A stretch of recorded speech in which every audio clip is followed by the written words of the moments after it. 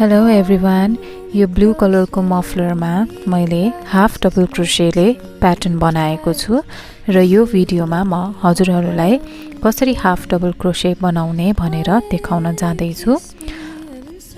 Yarn over गरेर क्रोशेमा दुईटा loop भएपछि ब्याक लुपबाट अर्को एउटा यार्न ओभर गरेर तान्ने र क्रोशेमा तीनटा लुप भएपछि फेरि यार्न ओभर गरेर त्यो तीनटै लुपबाट तान्ने। यसरी हामीले हाफ डबल क्रोशे बनाउन सक्छौं। मैले फेरि हजुरहरूलाई गरेर देखाउँदै छु।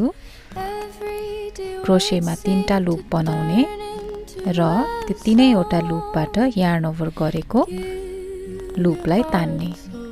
यसरी चाहिँ हामीले हाफ डबल क्रोशे प्याटर्न बनाउन सक्छौं। यो चाहिँ नि मफलर कम्प्लिट भइसकेपछि यस्तो देखिएको छ। Thank you.